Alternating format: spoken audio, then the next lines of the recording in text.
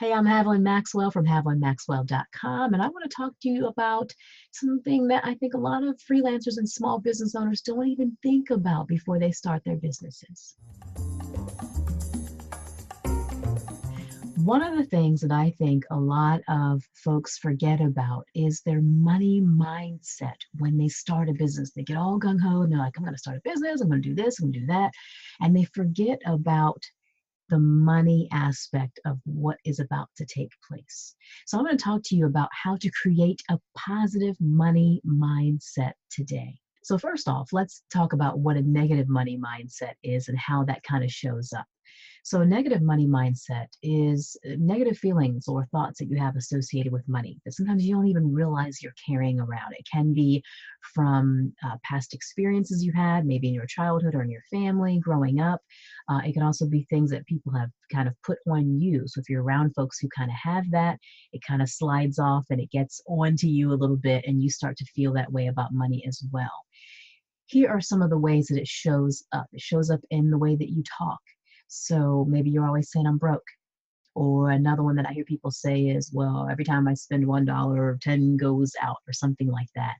It also can show up when you're charging your customers and clients. So if you set a rate, and let's say your rate is $50 an hour and you don't feel like you deserve that rate, you have a difficult time quoting that to your client because you don't feel like you deserve it. Another way that shows up is jealousy. In dealing with maybe listening to your other, business owner friends who are doing really well, and then you think that you can't have a piece of that pie. The other way that it often shows up is that you don't have maybe a generous spirit or a generous attitude. Okay, those are some of the ways that it kind of shows up in your life. But here's the good news: you can start to turn it around. So here's what you can do to create a positive money mindset.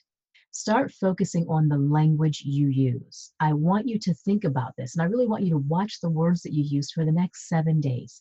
Take the next 7 days, and whenever money comes to mind, think about your body. Does it clench up? Does it tighten up? Are you stressed out when you think about money? Are your shoulders tense?